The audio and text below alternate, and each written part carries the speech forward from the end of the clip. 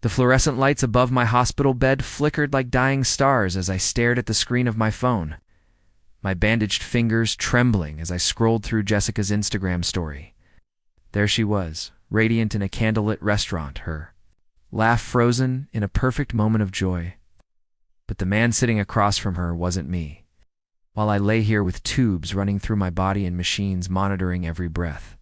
She was living her best life with Ryan from her office. The timestamp showed 3 hours ago, the same 3 hours I'd been calling her, desperate to hear her voice after the doctors delivered news about my surgery complications. Before we jump back in, tell us where you're tuning in from, and if this story touches you, make sure you're subscribed, because tomorrow I've saved something extra special for you. 3 years together, and this is what it came to. A revelation that would shatter everything I thought I knew about love, loyalty, and the woman I'd planned to propose to next month. The engagement ring I'd bought was sitting in my apartment drawer, a symbol of a future that now felt like a cruel joke. The rain had been coming down in sheets that November evening in Portland, turning the streets into rivers of reflected neon. I'd been working late again at Henderson Associates, trying to close the quarterly reports before the deadline. Jessica had texted me around 6, complaining about another late night at TechFlow Marketing with some urgent campaign revisions. I remembered feeling guilty about our dinner plans getting canceled again, thinking we were both just caught in the grind of building our careers. I'd decided to surprise her with takeout from her favorite Thai place on Southeast Division. My motorcycle, a vintage Triumph Bonneville I'd restored myself, cut through the traffic like a silver blade through silk. The leather jacket Jessica had given me for my birthday last year was my shield against the cold rain, and I could almost taste the pad thai in her grateful kiss when I'd show up at her office unannounced. The intersection of Burnside and 12th was where my old life ended and something darker began. The drunk driver in the lifted pickup truck ran the red light at 40 miles per hour, and I never saw him coming. The impact launched me 30 feet through the air, my bike exploding into twisted metal and shattered dreams. The last thing I remembered before the darkness claimed me was thinking about Jessica's face and wondering if I'd ever see it again. Dr. Rodriguez, a kind woman with silver-streaked hair and gentle hands, was the first face I saw when I woke up 72 hours later. She explained that I'd been in a medically induced coma, while they stabilized my punctured lung and set the multiple fractures in my left leg. 3 broken ribs, internal bleeding that had required emergency surgery, and a concussion that had scrambled my thoughts like eggs in a pan. I was lucky to be alive, she said, but the road to recovery would be long and painful. The first person I asked for was Jessica. Dr. Rodriguez's expression shifted slightly, a micro-expression I wouldn't understand until much later. She told me that my girlfriend had been contacted and was aware of my condition. That was it. Number. Mention of desperate bedside vigils or tearful prayers. It's just that she'd been contacted. When Jessica finally appeared on my second day of consciousness, she looked perfect as always. Her honey blonde hair was styled in those loose waves she spent an hour creating each morning. Her makeup was flawless despite the fluorescent lighting that made everyone else look like corpses. She wore the black dress I'd complimented her on. During our anniversary dinner, paired with the silver earrings her grandmother had left her, she looked like she was going somewhere important after this visit. She perched on the edge of the uncomfortable hospital chair like a bird ready to take flight, her manicured fingers drumming against her designer purse. When I reached for her hand, desperate for human connection after the nightmare of tubes and machines, she seemed almost startled by the contact. Her palm was soft and warm, but there was something distant in her touch, like she was already somewhere else. "Marcus, honey, I'm so sorry this happened to you," she said, her voice carrying that same tone she used with difficult clients at work. Professional sympathy. I came as soon as I could get away from the office. We're in the middle of this massive campaign launch, and honestly, I can barely keep my head above water. I wanted to tell her that I'd almost died, that I'd been unconscious for 3 days wondering if I'd ever hold her again. Instead, I squeezed her hand weakly and whispered that I understood. I always understood.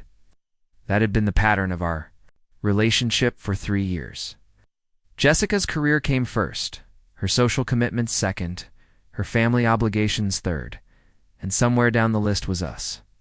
She stayed for 20 minutes, checking her phone twice and glancing at her watch as I tried to explain what the doctors had told me about my recovery timeline. The leg would need months of physical therapy. I might walk with a permanent limp. I'd be unable to work for at least 8 weeks, maybe longer. Each piece of information seemed to make her retreat further into herself, like I was describing someone else's life instead of the new reality we'd have to navigate together. When visiting hours ended, she kissed my forehead with lips that felt cold despite the warmth of her skin. She promised to come back tomorrow, but her eyes were already focused on the door.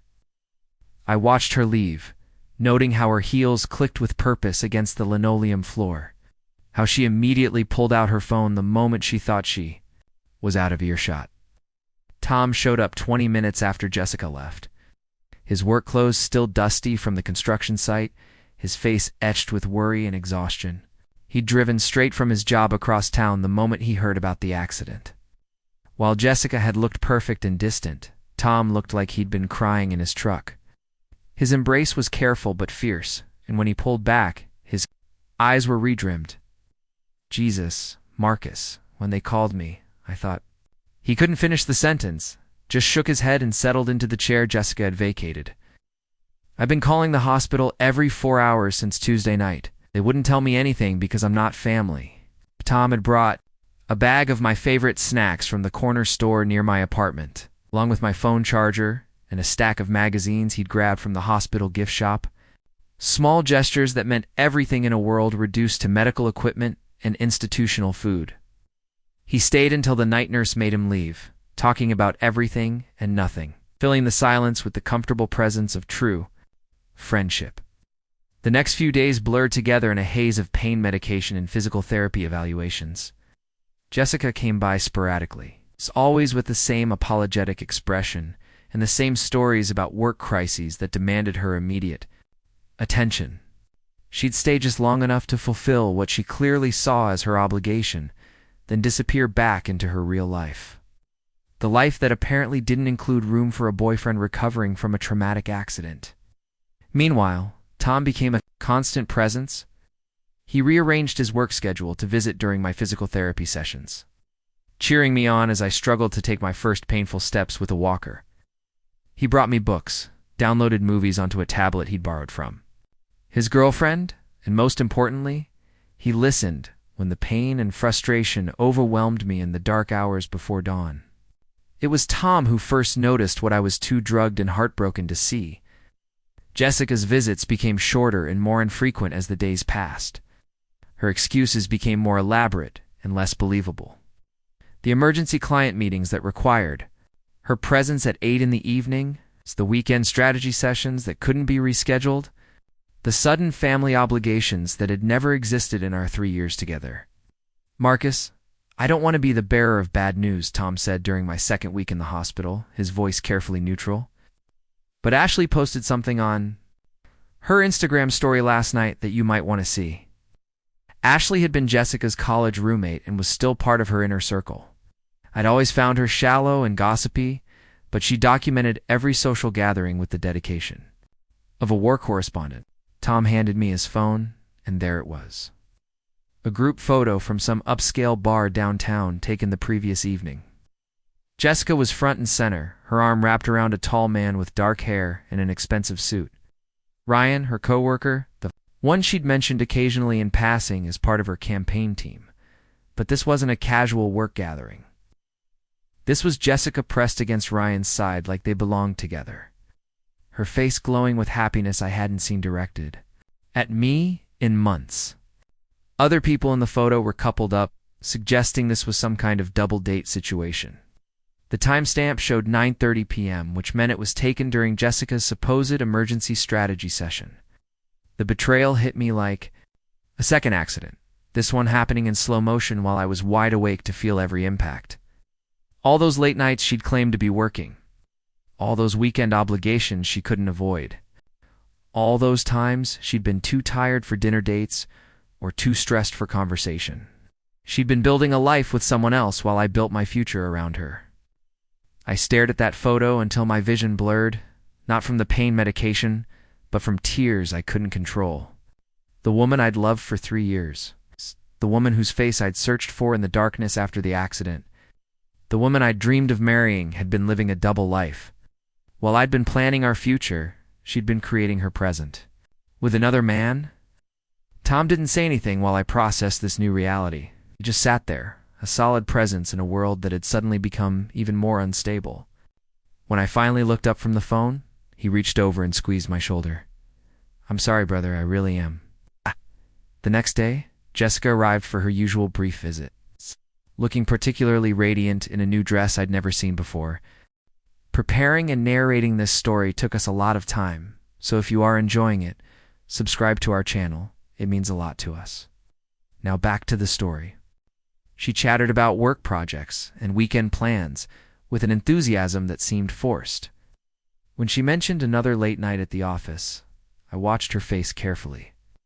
No signs of guilt or deception, just the smooth delivery of someone who'd become comfortable with lying. "Jessica," I said quietly, interrupting her monologue about client demands, "how's Ryan doing?" The color drained from her face so quickly I thought she might faint. Her hand flew to her throat, fingers playing with a new necklace I didn't recognize. A delicate gold chain with a small pendant that caught the light as her breathing quickened. "Ryan? Oh, he's fine. He's just really focused on the campaign, you know how it is." Her voice was higher than usual, strained around the edges. "Why do you ask?" "Just curious about your work friends. You mention him sometimes?" I kept my voice level, watching as she struggled to maintain her composure. "Seems like you two have been putting in a lot of hours together lately. It's just work, Marcus. It's nothing more than work." But her eyes couldn't meet mine, and her hand was shaking as she reached for her purse. "Actually, speaking of work, I should probably head back. Big presentation tomorrow morning." She kissed my forehead with the same cold lips as always, but this time I could smell a different cologne clinging to her hair. Not mine. Someone else's scent had marked the woman I'd planned to spend my life with, and the realization settled in my chest like a physical weight. After she left, I lay in the narrow hospital bed staring at the ceiling tiles, counting the water stains and trying to make sense of how completely I'd misunderstood my own life. The engagement ring waiting in my apartment drawer seemed like evidence of a different person's dreams. Someone naive enough to believe that love meant the same thing to everyone. That night, unable to sleep despite the pain medication, I created a fake Instagram account and started scrolling through Ryan's posts. What I found there destroyed any remaining hope I'd been clinging to. Photos of expensive dinners at restaurants Jessica and I could never afford. Weekend getaways to coastal towns she'd claimed she had no interest in visiting. Concert tickets to bands she'd always said she hated. And in the background of several photos, barely visible but unmistakably present, were glimpses of Jessica's jewelry. Her distinctive laugh captured in video clips, her hand reaching for his across intimate restaurant tables. They'd been together. For months, while I'd been working late to save money for our future, she'd been living a completely different life with someone who could give her the lifestyle she'd always wanted. The irony was crushing. I'd been hospitalized on a Tuesday night, and by Thursday evening, she was back to her regular date nights with Ryan. Barely pausing her real relationship to check on her inconvenient boyfriend lying broken in a hospital bed. Dr. Rodriguez found me crying at 3 a.m, the fake Instagram account still open on my phone. She didn't ask questions, just adjusted my pain medication and sat with me in the darkness for a few minutes. Sometimes the kindness of strangers can break your heart more thoroughly than the cruelty of people you love. "Recovery isn't just physical," she said softly before leaving. "The emotional healing often takes longer than the bones." I spent the rest of that sleepless night planning what I would say to Jessica when she inevitably returned with more lies about her work schedule. But somewhere in those dark hours before dawn, a different kind of strength began building in my chest. Not the desperate need to confront her and demand explanations, but something colder and more final. The recognition that some betrayals are so complete they don't deserve the dignity of a dramatic confrontation. By the time the morning shift arrived with breakfast trays and cheerful greetings, I'd made my decision. Jessica had chosen to make Ryan her priority during the most vulnerable time of my life. I would choose to make her nothing more than history during my recovery. The hard part wouldn't be ending things with her. The hard part would be rebuilding myself from the wreckage of everything I'd believed about love, loyalty, the woman who'd taught me that sometimes the people closest to you are the ones who can hurt you most completely. But as I watched the Portland sunrise paint the hospital walls in shades of gold and orange, I felt something I hadn't experienced since the accident. Not hope exactly, but possibility. The possibility that maybe losing Jessica wasn't the worst thing that could happen to me. Maybe it was the first step toward finding out who I really was when I stopped bending myself around someone else's indifference. The breakfast tray arrived with lukewarm coffee and institutional scrambled eggs. But for the first time in 2 weeks, I was actually hungry, ready to fuel the long journey ahead, even if I didn't yet know where it would lead. Cedar Ridge Rehabilitation Center happened on a gray Thursday morning that matched my mood perfectly. Dr. Rodriguez had explained that I'd need at least 6 weeks of intensive physical therapy to regain full mobility in my left leg, and the rehabilitation center specialized in cases like mine. What she didn't mention was that leaving Mercy General meant leaving behind the familiar routine of Jessica's guilt-driven visits and entering a world where I'd have to face my recovery without any illusions about who would be there to support me. Cedar Ridge sat on a hill overlooking the Willamette River, its modern glass facade designed to inspire hope and healing.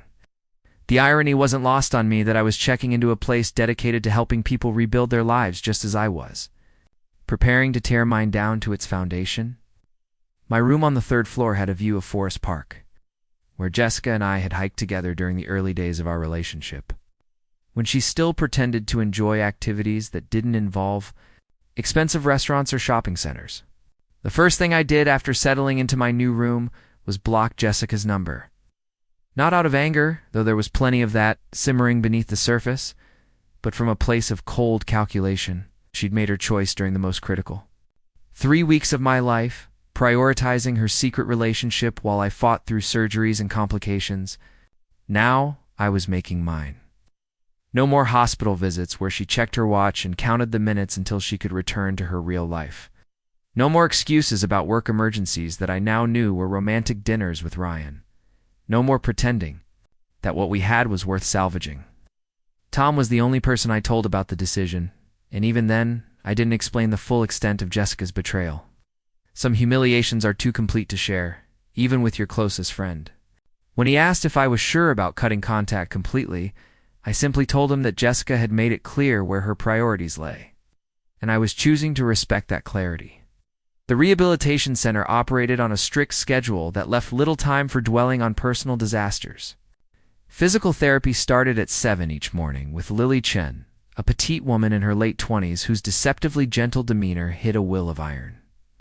She'd been working at Cedar Ridge for 3 years, she told me during our first session, and specialized in helping accident victims regain their confidence along with their mobility. Lily had the kind of presence that immediately put people at ease. Her black hair was always pulled back in a practical ponytail, and she wore scrubs, decorated with cartoon animals that should have looked childish, but somehow made her seem more approachable. She spoke with a slight accent that suggested English wasn't her first language, but her vocabulary was precise and encouraging. Most importantly, she treated every small victory in my recovery as if it were worthy of celebration. Balance is more than just physical, she explained during my second week at Cedar Ridge, as I struggled to walk 10 feet without the parallel bars for support. And when your body suffers trauma, your mind creates compensation patterns. We have to retrain both. She was talking about walking, but her words resonated on a deeper level. For 3 years, I'd been compensating for Jessica's emotional distance by being extra understanding, extra accommodating, extra grateful for whatever scraps of attention she chose to give me. I'd trained myself to accept less than I deserved, because I was afraid that demanding more would mean losing her entirely. The irony was that I'd lost her anyway, probably long before the accident made it obvious. During those first 2 weeks at Cedar Ridge, Jessica called 17 times. I know because Tom told me she'd been calling him too, demanding to know why. I wasn't responding to her messages. She'd even shown up at my apartment building, Tom said, claiming she was worried about my mental state and threatening to contact the hospital if he didn't give her my new room number. She seems genuinely panicked, Tom told me during one of his evening visits. Maybe there's more to the story than you think. But I'd seen enough of the story through social media and Ashley's inadvertent documentation of Jessica's double life. There was no mystery to unravel, no misunderstanding to clear up. Jessica was panicking because her safety net was refusing to participate in his designated role. She'd grown comfortable having me available as backup emotional support while she explored her primary relationship with Ryan. Now that I'd removed myself from that equation, she was experiencing the discomfort of having to commit fully to the choice she'd already made. The calls stopped abruptly after 2 weeks, and I felt a strange mix of relief and melancholy. Relief because I no longer had to steel myself against the temptation to answer, to fall back into the familiar pattern of accepting her excuses and apologies. Melancholy because the silence confirmed what I'd suspected. Once Jessica realized I wasn't going to chase her or beg for explanations, her interest in reconciliation evaporated. She'd moved on to managing her life without me, probably with the same efficiency she brought to her marketing campaigns. Physical therapy became my anchor during this period of emotional reconstruction. Every morning, Lily would guide me through exercises designed to rebuild strength and coordination in my injured leg. But more than that, she provided a steady presence that had nothing to do with romantic love or betrayal. Our conversations during therapy sessions ranged from rehabilitation techniques, to her favorite books, to the cultural differences she'd noticed since moving to Portland from Taiwan 5 years earlier. In my culture, she said one afternoon, as I worked on regaining flexibility in my ankle. We have a saying about mountains and water. Mountains appear solid and unchanging, but water shapes them over time through patience and persistence. Sometimes the gentle approach accomplishes what force cannot. I was learning to appreciate the gentle approach. After 3 years of the emotional whiplash that came with loving Jessica, there was something deeply healing about Lily's consistent kindness. She never made promises she couldn't keep or canceled plans at the last minute. She said she'd see me tomorrow at 7. She was there at 7. When she outlined goals for my recovery, she followed through with the support needed to achieve them. The other patients at Cedar Ridge became an unexpected source of perspective. There was Mrs. Patterson, an 80-year-old former dance instructor recovering from hip replacement surgery, regaled us with stories of performing in nightclubs during the 1960s. Roberto, construction worker whose fall from scaffolding had resulted in multiple fractures, maintained an optimism that seemed impossible given his circumstances. And Sarah, a college student whose car accident had left her relearning how to walk, approached each therapy session with a determination that made my own self-pity seem small and indulgent. These people were rebuilding their lives from genuine tragedy, not the manufactured drama of romantic betrayal. Her courage put my situation into perspective. Jessica's infidelity had wounded my pride and broken my heart, but I still had my career, my health, and my future ahead of me. The accident that could have killed me had instead given me the clarity to see that I'd been settling for a relationship that diminished rather than enhanced my life. By my 4th week at Cedar Ridge, I was walking without assistance and had graduated to more advanced exercises designed to restore my full range of motion. The progress felt symbolic as well as physical. Each day brought small victories that belonged entirely to me, achievements that had nothing to do with anyone else's approval or attention. It was during this period of steady improvement that I made a discovery that would reshape my understanding of the past 3 months. While organizing the belongings Tom had brought from my apartment, I found a card that had been mixed in with my insurance paperwork. The envelope was addressed to me at the hospital, with a return address I didn't recognize. Inside was a simple get well card, with a handwritten message that made my chest tight with emotion. Dear Marcus, I heard about your accident through mutual friends and wanted you to know that you're in my thoughts during your recovery. I hope the physical therapy is going well and that you're finding strength in small, daily victories. Take care of yourself. The signature was just an initial, but something about the handwriting seemed familiar. It wasn't until I compared it to the daily therapy notes Lily left in my progress folder that I realized the truth. She'd sent me a card during my hospital stay, back when I was still believing Jessica's lies about work emergencies and thinking I understood my place in the world. The gesture was so simple and yet so meaningful that I had to sit down in my wheelchair and process what it meant. While Jessica had been measuring her hospital visits in minutes and counting the cost of her apparent sacrifice, a woman I barely knew had taken the time to write an encouraging note to someone who was essentially a stranger.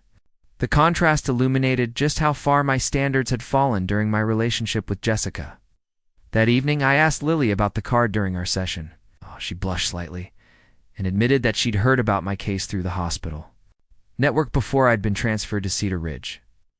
I probably shouldn't have sent it, she said, adjusting the resistance on the exercise bike I was using. It wasn't professional, but something about your case stayed with me. Maybe because you seemed so alone during those first few days here. Alone. The word hit me with unexpected force. Not because it wasn't true, but because it was. Despite having a girlfriend of 3 years, despite the promises and future plans and shared apartment lease, I had been alone in the most fundamental way possible. Jessica's physical presence during those brief hospital visits had been a performance, not genuine companionship. I'd been surrounded by medical staff and visited by friends, but emotionally isolated in a way that Lily had somehow recognized and responded to. Thank you, I said simply, meaning more than just gratitude for the card, meant more than you know. The remainder of my time at Cedar Ridge took on a different quality after that conversation. My interactions with Lily became less strictly professional and more genuinely friendly. She told me about her family back in Taiwan, her decision to study physical therapy after her grandfather's stroke, and her love of hiking in the Pacific Northwest. I shared stories about my work in accounting, my friendship with Tom, carefully edited versions of my relationship history that didn't include the full extent of Jessica's betrayal.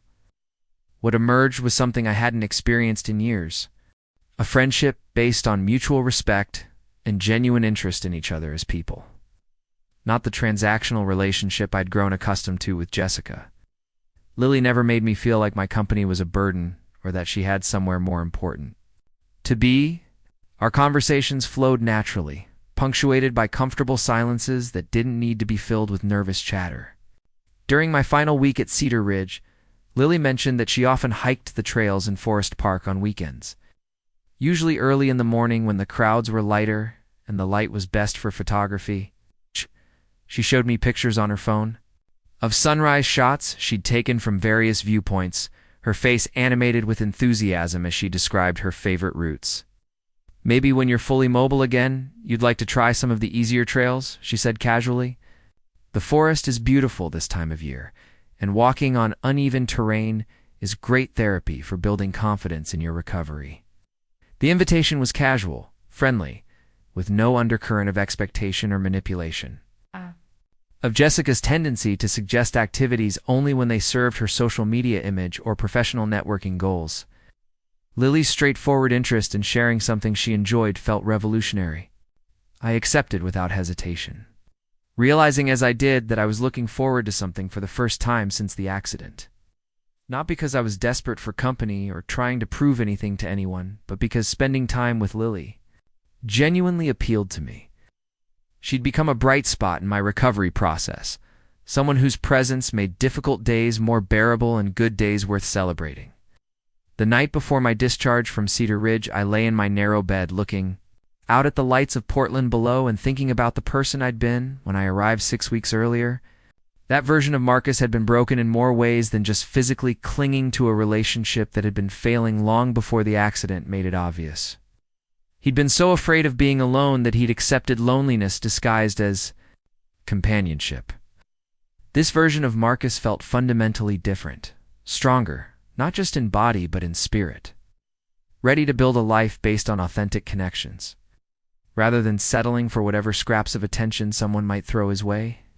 The accident had taken my mobility temporarily and my illusions permanently, but it had given me something more valuable in return. The knowledge that I deserved better than I'd been accepting, and the courage to demand it. Tomorrow, I would return to my apartment, to my job, to the ordinary world of bills and responsibilities and daily choices. But I wouldn't be returning as the same person who'd left, that Marcus had died in the intersection of Burnside and 12th, alongside his naive beliefs about love and loyalty. This Marcus understood that sometimes the most important recovery happens not in your body, but in your understanding of what you're willing to accept from the people you allow into your life. Returning to my apartment after 6 weeks felt like entering a museum dedicated to someone else's life. Tom had kept the place clean and collected my mail, but everything felt foreign and slightly off-kilter, like a movie set designed to look like home, but missing some essential quality that made it real. The engagement ring was still in my dresser, drawer where I'd left it, a takeout symbol of how completely I'd misunderstood my own relationship. I stood in my living room that first evening back, looking at the framed photos of Jessica and me scattered across various surfaces. Her smile looked different now, more performance than joy, and I could see things in my own expression that I'd missed before. The slight tension around my eyes in pictures where she was checking her phone. The way I leaned toward her while she angled slightly away. The visual evidence of a relationship where one person was always trying harder than the other. The photos went into a box that night, along with the sweater she'd left in my closet and the specialty coffee she preferred but I'd never liked. Not out of anger, but from a place of clarity. These objects belonged to a chapter of my life that had ended, and keeping them around would only make it harder to write the next one. Work provided a welcome return to routine, though my colleagues treated me with the careful kindness reserved for trauma survivors. Patricia from HR had rearranged my schedule to allow for continued physical therapy appointments. My supervisor, David, made it clear that I should ease back into full responsibilities gradually. The consideration was appreciated, but what I really needed was normalcy, the satisfaction of completing projects and solving problems that had clear solutions. It was during my second week back that Jessica made her reappearance. She was waiting by my car in the parking garage when I left work on a Thursday evening, looking exactly as beautiful and put together as always. Her hair had been recently cut and styled, and she was wearing a new dress I didn't recognize.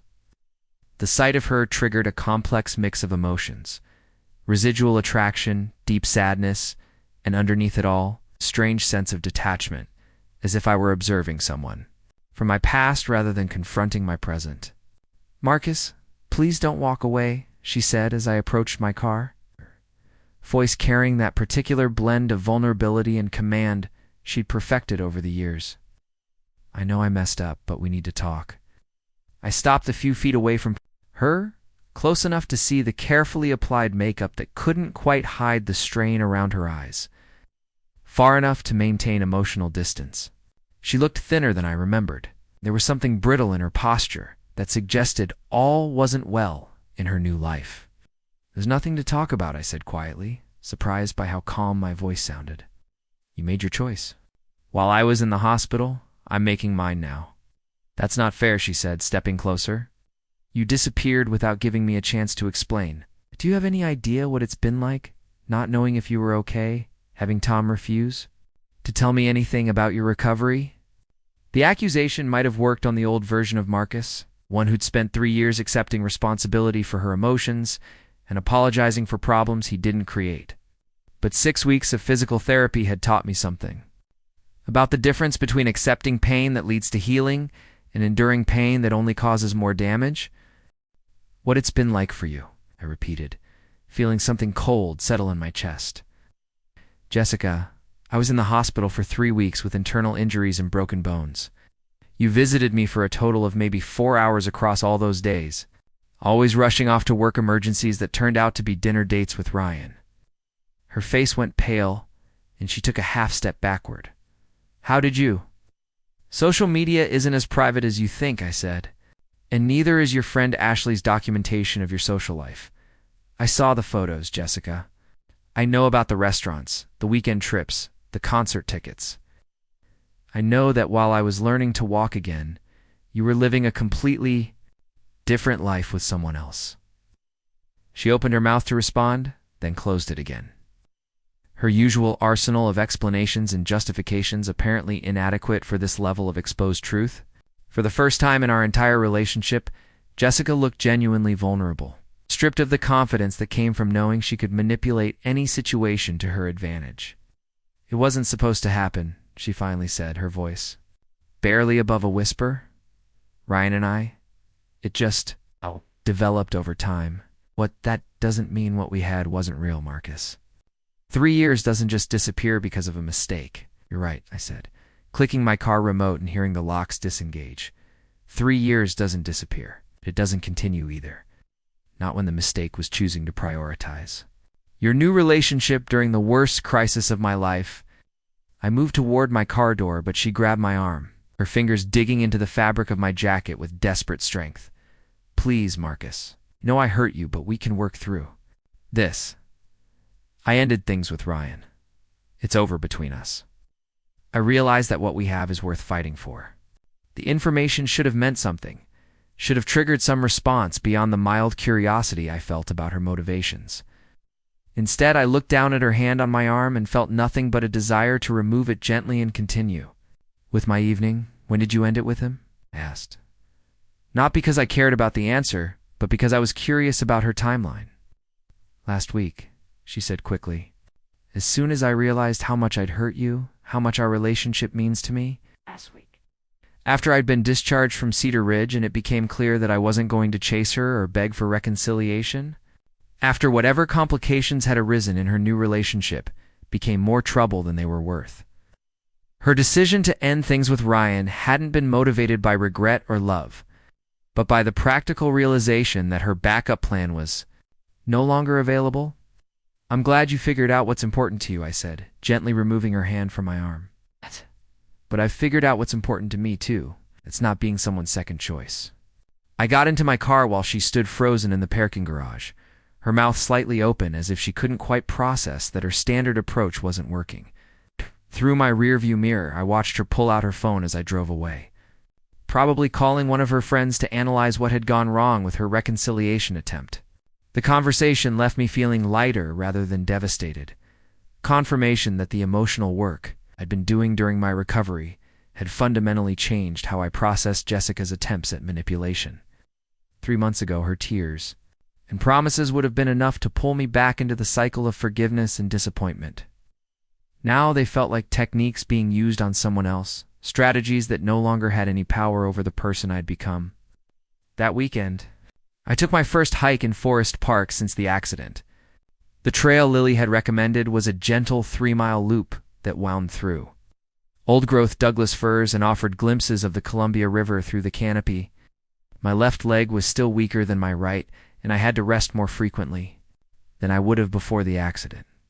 But the simple act of moving through the forest felt like a victory worth celebrating. Lily had been right about the therapeutic value of uneven terrain. Every root and rock required attention and balance, forcing me to stay present in my body rather than dwelling on past hurts or future uncertainties. The forest was indifferent to my personal drama, offering instead the ancient comfort of trees that had weathered far worse storms than a failed relationship. I was sitting on a fallen log, drinking water and enjoying the late afternoon light filtering through the leaves, when I heard familiar laughter from farther up the trail. A group of hikers was approaching, their voices carrying through the quiet woods as they came into view. I recognized Lily's distinctive ponytail and realized she was leading what appeared to be an informal hiking group.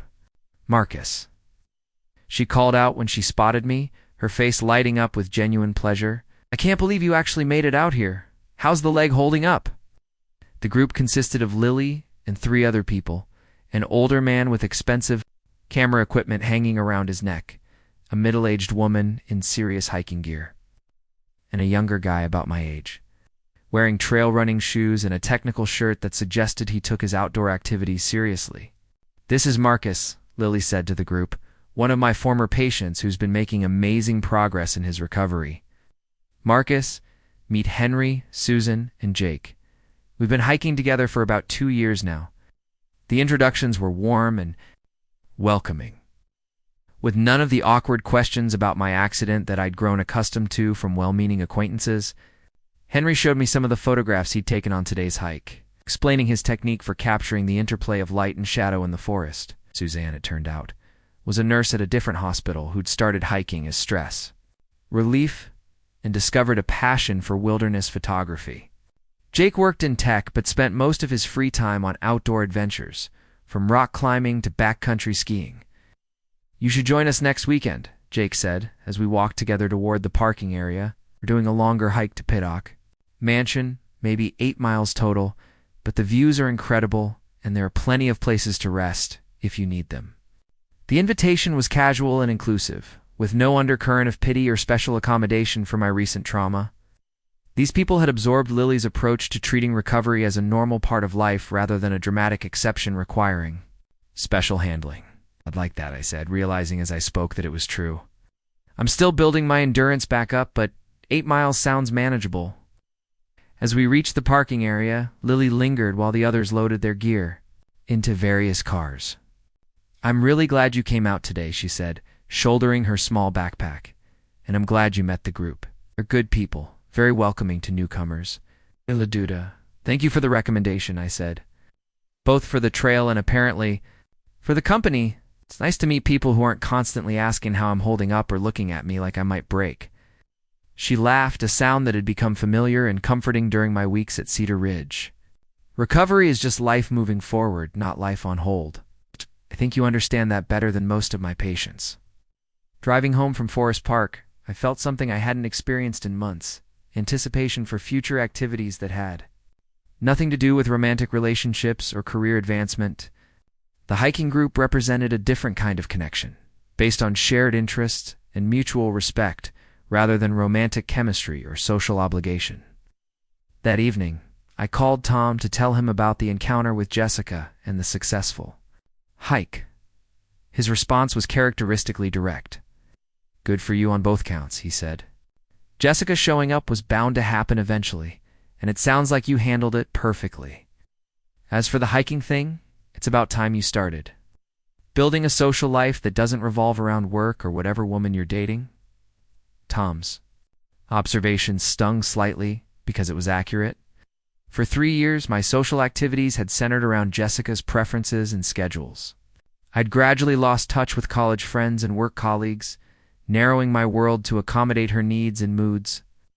The hiking group represented a chance to build friendships based on my own interests rather than someone else's convenience. The following week brought an unexpected phone call from Patricia in HR. She'd received a call from someone claiming to be my girlfriend, asking about my work schedule and expressing concern about my mental health following my accident. The caller had become argumentative when Patricia explained that the company couldn't share employee information with unauthorized parties, even those claiming to be romantic partners. I told her that if she was genuinely concerned about your well-being, she should contact you directly, Patricia said during our brief conversation. But I wanted you to know about the call in case there are any personal issues you need to address.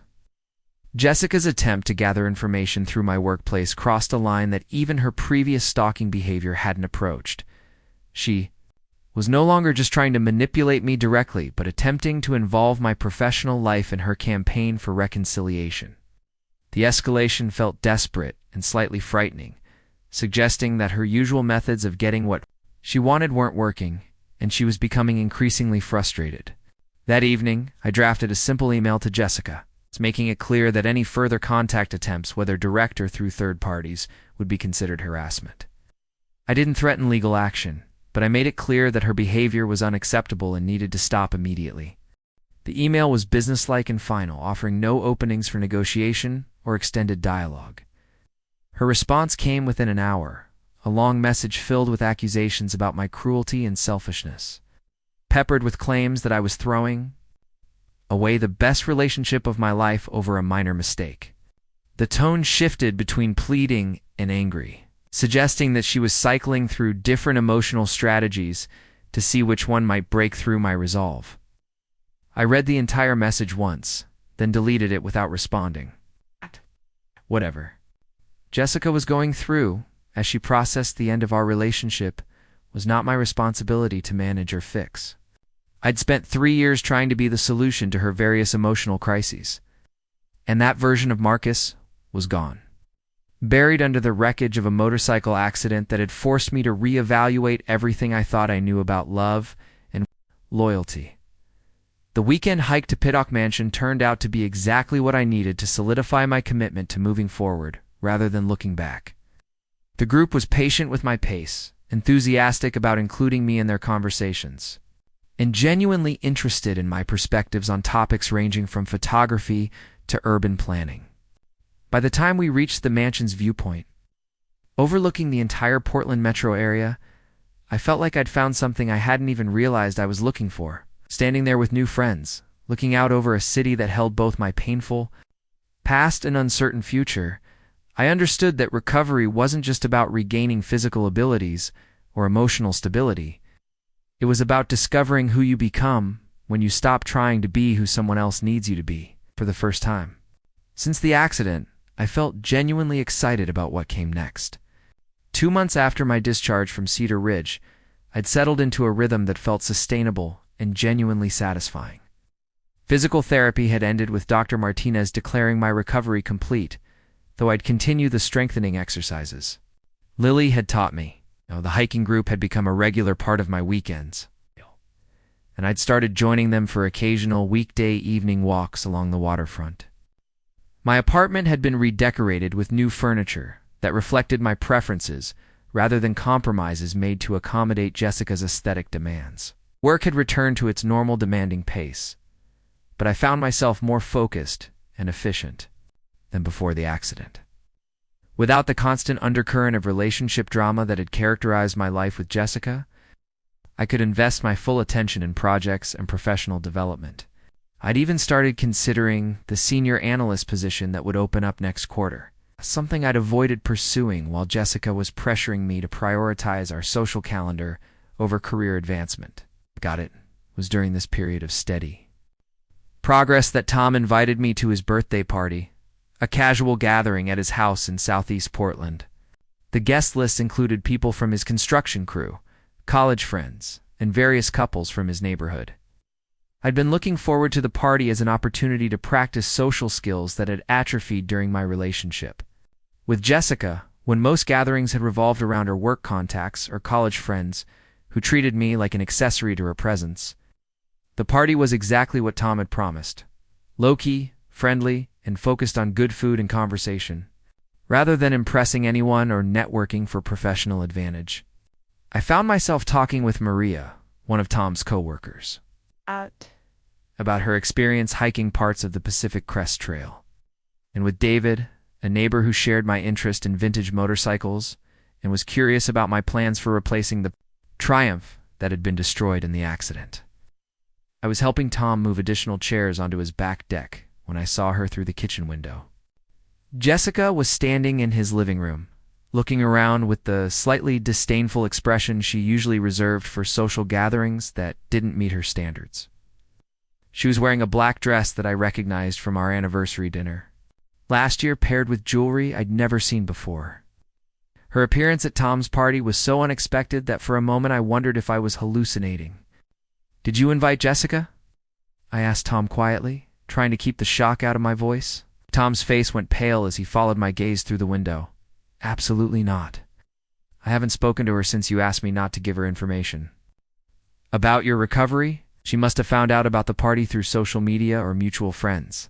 The realization that Jessica had invited herself to Tom's birthday party, knowing I would be there, represented a level of boundary violation that went beyond anything she'd attempted before. This wasn't a chance encounter, or even a deliberate confrontation on neutral ground. She'd inserted herself into my friend's celebration, turning his birthday into a stage for whatever drama she was planning to create. "I can ask her to leave," Tom said, his expression darkening with anger. "This is my house, my party, and she wasn't invited."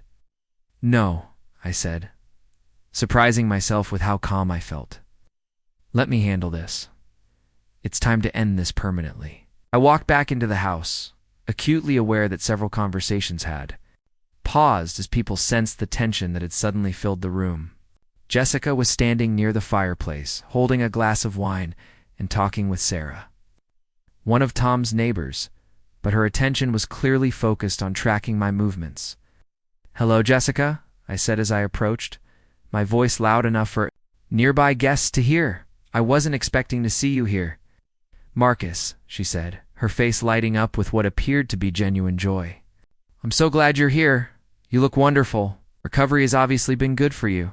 Performance was flawless. It's designed to create the impression that we were ex-lovers, meeting on friendly terms rather than a woman who'd been stalking, someone who'd made it clear he wanted no contact. Sarah excused herself from the conversation, probably sensing undercurrents she didn't want to navigate. "How did you know about Tom's party?" I asked directly, skipping past pleasantries and social niceties. "Ashley mentioned it," Jessica said, waving her hand dismissively. "She's friends with Tom's girlfriend on Instagram. I thought it would be nice to surprise you." Lie was delivered with such confidence that I almost admired her skill. Ashley had never met Tom's girlfriend and wouldn't have known about a birthday party being held by someone outside her social circle. Jessica had obviously done research to find out about the party, possibly through the kind of social media stalking that had become her specialty over the past few months. "I need you to leave," I said quietly, aware that other guests were trying. "Not to obviously eavesdrop on our conversation. You weren't invited, and your presence here is inappropriate." Her expression shifted from performed friendliness to genuine shock. "Marcus, that's incredibly rude. I'm just trying to be civilized. About our situation? Can't we at least be friends?" "Friends don't show up uninvited to each other's events," I said. "Friends don't call each other's workplaces to gather information when they've been asked for space. Friends don't spend months ignoring clear boundaries and then act surprised when those boundaries are enforced." Jessica's face flushed red, and she set down her wine glass with enough force to create a sharp clink that drew attention from across the room. "You're being ridiculous, Marcus. I made a mistake, and I've apologized for it. How long are you planning to punish me?" Word punish crystallized something I'd been struggling to articulate about Jessica's approach to our breakup. In her mind, my refusal to reconcile wasn't a natural consequence of her choices, but an unreasonable penalty being imposed on her for what she characterized as a minor error in judgment. She couldn't conceive of a world where her actions had permanently altered someone else's feelings, where betrayal created damage that couldn't be undone with the right combination of apologies and persistence. "I'm not punishing you," I said, my voice growing stronger as clarity settled over me. "I'm protecting myself. There's a difference, and the fact that you can't see it explains why we could never work." "Protecting yourself from what?" she demanded, her voice rising enough that conversations throughout the room were beginning to pause. "From someone who loves you, from the best relationship you've ever had?" The accusation hung in the air between us, and I realized that this was the moment I'd been avoiding for months. It's not just the confrontation with Jessica, but the public declaration of my own worth and standards.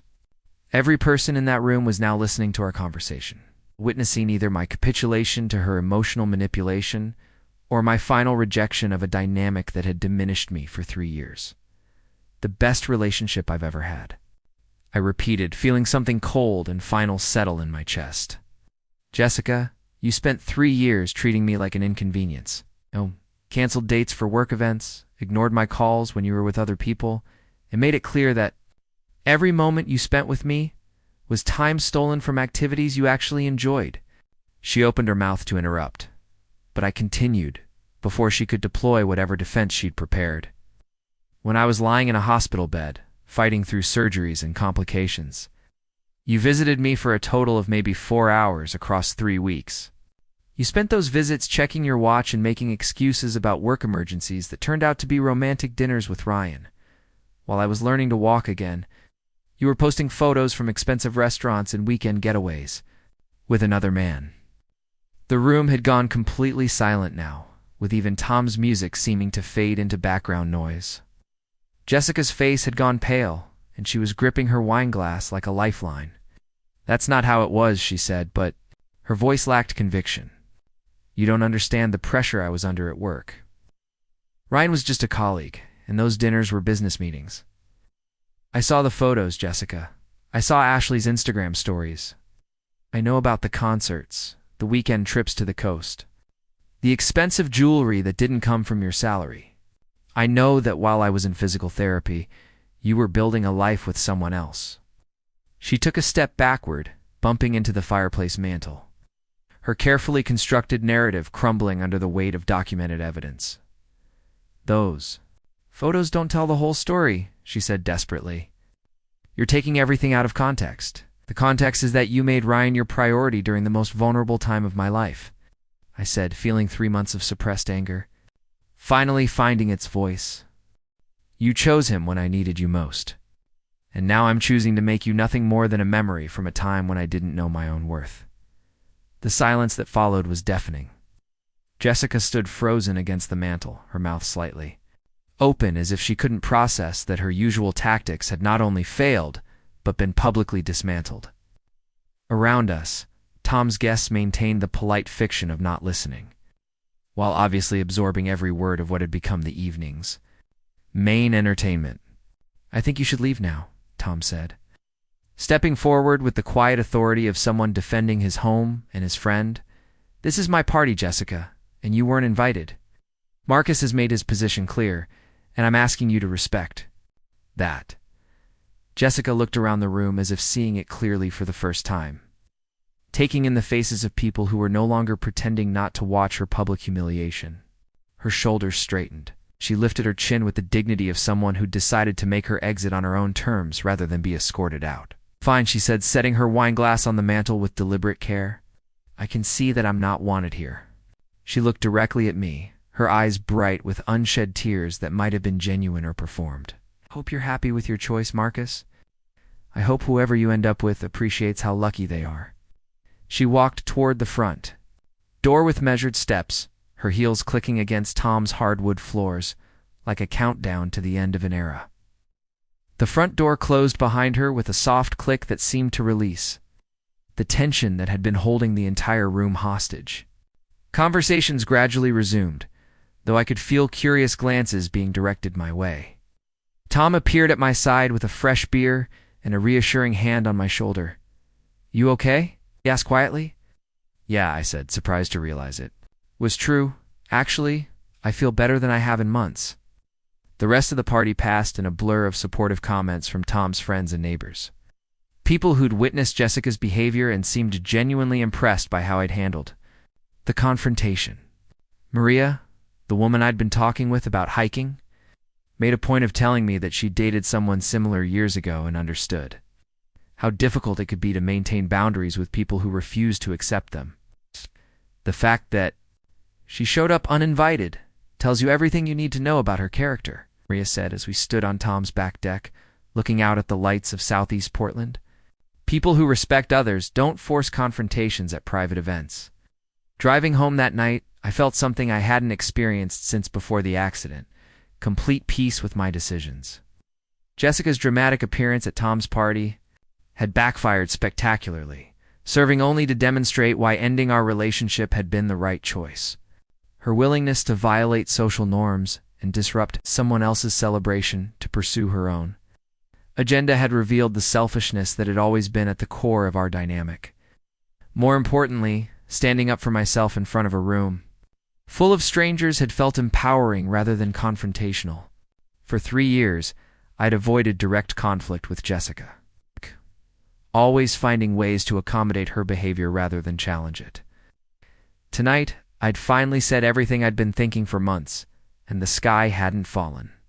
The world had continued spinning. Tom's party had resumed its friendly atmosphere, and I'd driven home feeling stronger rather than drained.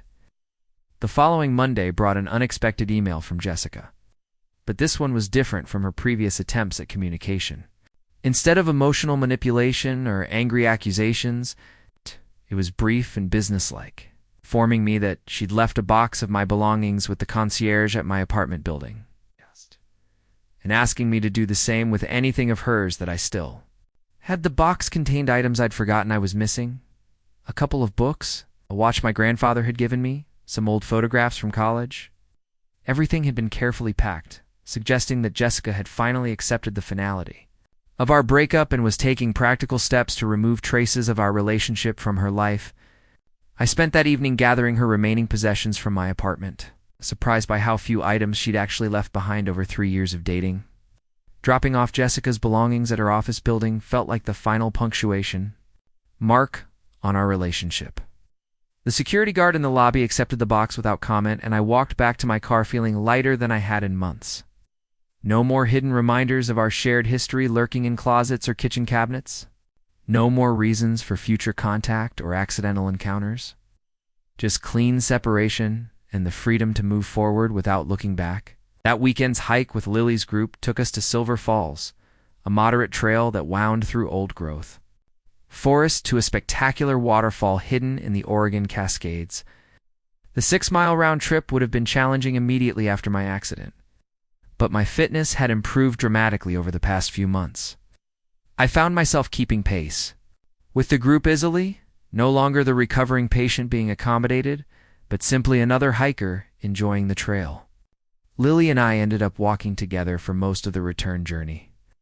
Our conversation ranging from her plans to visit family in Taiwan during the holidays to my growing interest in photography, inspired by Henry's patient tutorials during our weekend adventures.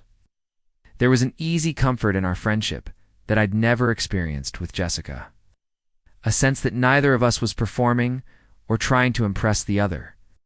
"You seem different lately," Lily observed as we navigated a particularly rocky section of trail. "More relaxed, maybe? It's like you're not carrying as much weight as when we first met." Her comment was perceptive in ways that went beyond the obvious physical recovery. The emotional weight I'd been carrying during my relationship with Jessica had been so constant that I'd stopped noticing it, the way you adapt to chronic pain until you forget what it feels like to be comfortable. Only now, months later, could I recognize how much energy I'd been spending on managing her moods, anticipating her needs, and constantly trying to prove my worth to someone who'd already decided I wasn't enough. "I think I'm finally figuring out who I am when I'm not trying to be what someone else needs," said, testing out a thought I'd been developing over recent weeks. "It's been educational." Lily smiled, adjusting her backpack straps as we approached the parking area. Recovery often teaches us things we didn't expect to learn. Sometimes the most important healing happens in areas we didn't know were injured. That evening, I called my sister Emma for the first time in months. We'd grown apart during my relationship with Jessica, partly because Jessica had been threatened by my family's obvious reservations about her, and partly because I'd been too embarrassed to admit that their concerns were justified. Emma lived in Seattle with her husband and 2 young children, working as a nurse practitioner while managing the chaos of modern parenthood. "Marcus," she said when she answered, her voice bright with surprise and pleasure. "Was just thinking about you. How are you feeling?" "Tom told Mom about the accident, but we haven't heard much about your recovery." The conversation lasted over an hour, covering everything from my physical therapy progress to my new hiking group to the final confrontation with Jessica at Tom's party. Emma listened without judgment, offering support and perspective with the wisdom of someone who'd watched me struggle through the relationship from a distance. "I'm proud of you for finally standing up for yourself," she said near the end of our call. "We all liked Jessica at first, but watching how she treated you over the years was hard. You became smaller when you were with her, less yourself. Sounds like you're rediscovering who you really are." Emma's observation echoed what others had been telling me, but hearing it from family carried special weight. She'd known me since childhood, had watched me navigate previous relationships, and had a baseline for comparison that more recent friends lacked. If she could see positive changes in my personality and confidence, then the recovery process was working on levels deeper than just physical healing. December brought the first serious snow Portland had seen in several years, transforming the city into a winter wonderland that shut down most transportation and gave everyone an excuse to slow down and appreciate the beauty of the season. Spent a Saturday morning cross-country skiing in Forest Park. Having borrowed equipment from Jake, when the hiking group decided to embrace the weather rather than wait for it to clear. The park was magical under snow, silent except for the whisper of skis on powder and the occasional call of winter birds. I skied alone for most of the morning, enjoying the solitude and the way physical activity in cold air cleared both my lungs and my thoughts. The trail I followed was one I'd hiked multiple times with the group, but snow had transformed it into something entirely new. Familiar landmarks disguised or hidden entirely. I was taking a break near the viewpoint overlooking the Columbia River when I heard other skiers approaching from behind. Turning around, I saw Lily gliding toward me with the effortless technique of someone who'd grown up in snow country. Was bundled in layers of winter gear, but her distinctive laugh was unmistakable. "I thought that looked like your jacket," she called out as she came to a stop beside me. Great minds think alike, apparently. This snow was too perfect to waste sitting inside. Skied together for the rest of the morning, sharing the trail with a handful of other winter enthusiasts who decided to embrace Portland's rare snow. Lily's skiing technique was elegant and efficient. Learned during childhood winters in the mountains near her family's home in Taiwan, she moved through the snow with confidence and grace, occasionally offering tips that helped me improve. My own somewhat clumsy approach to the sport. "You're a natural athlete," she said, as we loaded our equipment back into our cars in the parking area. "Physical therapy patients don't usually transition back to new activities this quickly or this successfully." Her compliment felt genuine, rather than professionally encouraging, and I realized that somewhere along the way, our relationship had shifted from therapist and patient to genuine friendship. The boundaries that had existed during my recovery at Cedar Ridge had dissolved naturally, replaced by the easy camaraderie of shared interests and mutual respect. "Would you like to get coffee?" I asked impulsively as we finished securing our gear. I know a place that might actually be open despite the snow. The coffee shop I suggested was a small, independent place in my neighborhood, run by a couple who lived above the store and prided themselves on staying open regardless of weather conditions. We claimed a table by the window and spent the next 2 hours talking about everything from winter sports to travel dreams to career aspirations. Our conversation flowing with the natural rhythm of people who genuinely enjoyed each other's company. It was during this conversation that I realized my feelings for Lily had evolved beyond friendship. Though the recognition came without the desperate urgency that had characterized my attraction to Jessica, this was quieter, steadier, based on genuine compatibility, rather than physical chemistry or the excitement of pursuit. Lily made me laugh, challenged my assumptions, and created space for me to be authentically myself without performance or pretense. But I also recognized that any romantic development would need to proceed carefully. Given our history and the vulnerability of my recent recovery, Lily had been instrumental in my healing process, and I didn't want to complicate that foundation with romantic pressure or expectations. The friendship we'd built was too valuable to risk on impulse or neediness. Walking back to our cars as afternoon shadows lengthened across the snow-covered streets, I felt a contentment that had nothing to do with romantic possibility and everything to do with genuine connection. Whether our relationship remained platonic or developed into something more, I knew that Lily represented the kind of person I wanted in my life: authentic, supportive, and interested in me as a complete human being rather than a project to be managed or improved. The snow melted over the following week, revealing a city that looked somehow cleaner and more hopeful than it had before winter's temporary transformation. I returned to my normal routine of work and weekend hiking, but with a new awareness of the possibilities that existed beyond the narrow confines of my previous life with Jessica. The engagement ring that had sat in my dresser drawer since the accident finally found its way to a jewelry store, where I sold it back for slightly less than half what I'd originally paid. The money went into a savings account I'd earmarked for travel, part of a growing plan to take the European vacation I'd always wanted but had never pursued because Jessica preferred destinations that offered better opportunities for social media content. Spring arrived early that year, with cherry blossoms blooming throughout Portland by mid-February and hiking trails clearing of snow earlier than usual. The longer days and warming weather seemed to energize everyone in the city, creating an atmosphere of renewal and possibility that matched my own sense of emerging from a long winter of recovery and reflection. I'd been promoted to senior analyst at Henderson Associates, a position that came with increased responsibilities and a salary bump that finally made some of my long-delayed plans financially feasible. The European trip I'd been dreaming about was scheduled for late May, 3 weeks of solo travel through Italy and France that represented both a celebration of my recovery and a declaration of independence from the life I'd built around someone else's preferences. The hiking group had expanded over the winter months, adding several new members who brought fresh energy and different perspectives to our weekend adventures. What had started as a small group of friends had evolved into something approaching a community, with regular social gatherings beyond our outdoor activities and genuine friendships that extended into daily life. Lily had become an increasingly important part of this community and of my personal world, though our relationship had continued to develop slowly and without pressure. We spent time together beyond the group activities, meeting for coffee during the week or attending cultural events that appealed to both of us. Our conversations had deepened over the months, covering topics from family relationships to career ambitions to philosophical questions about healing and resilience. It was during one of these conversations, over dinner at a small Italian restaurant in Southeast Portland, that Lily shared something that reframed my understanding of our entire relationship.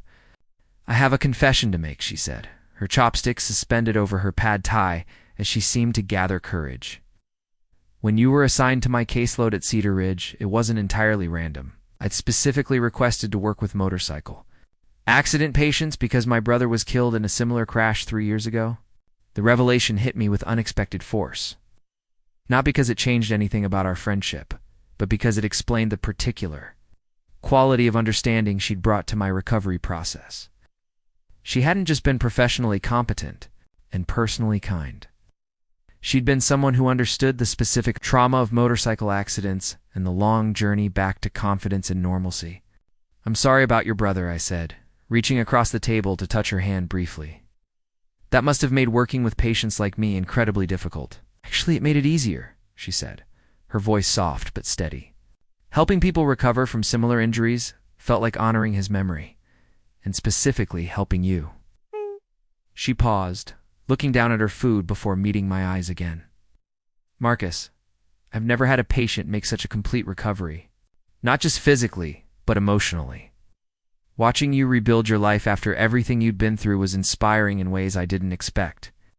The conversation continued for another hour, with Lily sharing stories about her brother Daniel and the family's long process of grieving his loss.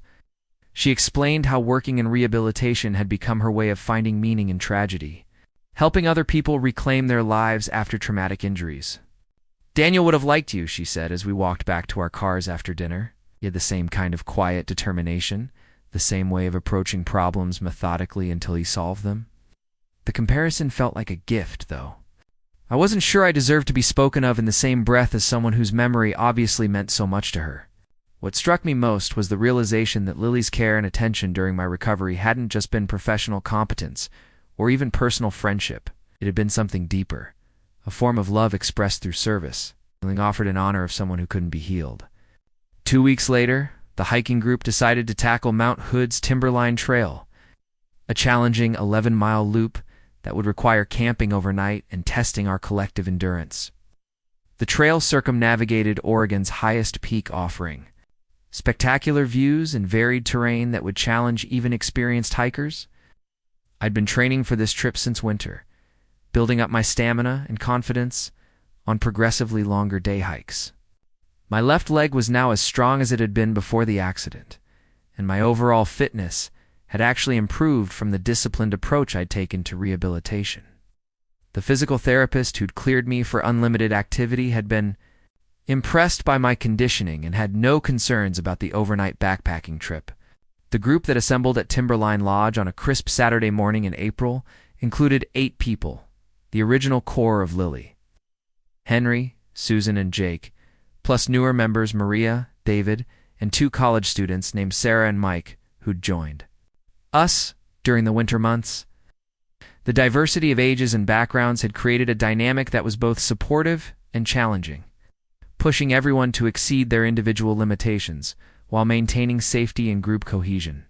The first day's hiking took us through meadows that were just beginning to show spring wildflowers, across snowfields that required careful navigation, and along ridges that offered panoramic views of the Cascade Range. My pack felt comfortable and properly balanced. My boots were broken in and reliable. My body responded to the demands of the trail with strength and confidence I hadn't felt since before the accident. Lily and I ended up hiking together for much of the day, our pace naturally synchronizing and our conversation flowing easily despite the physical demands of the trail. She pointed out plants and geological features with the expertise of someone who'd spent years exploring the region, while I shared observations about photography techniques I'd learned from Henry and wilderness safety principles that had become second nature through months of group hiking. We made camp, That evening, beside an alpine lake that reflected Mount Hood's snow-covered peak like a mirror. The water so still and clear, it seemed like something from a postcard. The group worked together to set up tents, prepare dinner, and organize gear for the night, everyone contributing skills and labor without need for direction or supervision. As darkness fell and we gathered around our small campfire, sharing stories and watching stars emerge in the clear mountain air. Felt a profound sense of belonging that I'd never experienced during my years with Jessica. This wasn't the performance of happiness or the desperate attempt to fit into someone else's social world.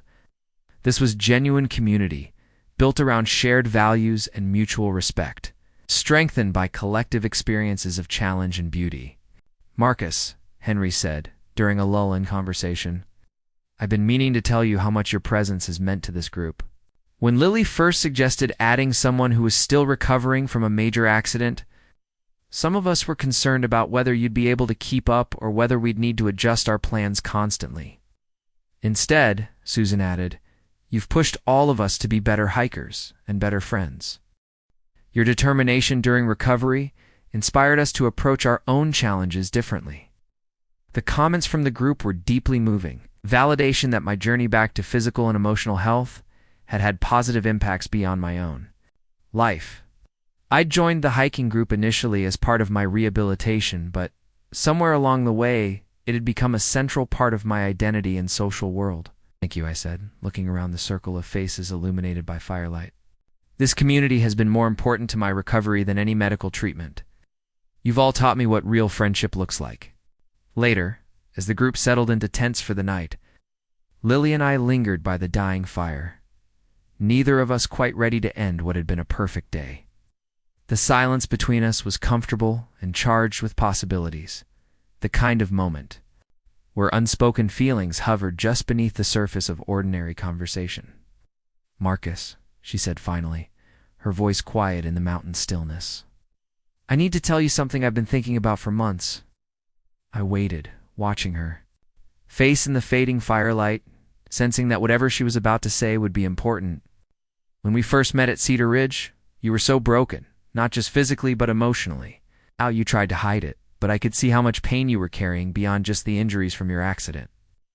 And watching you heal, watching you discover your own strength and worth has been," she paused, searching for words, "it's been the most beautiful thing I've ever witnessed." Her hand found mine in the darkness between our camp chairs, her fingers interlacing with mine in a gesture that felt both natural and momentous.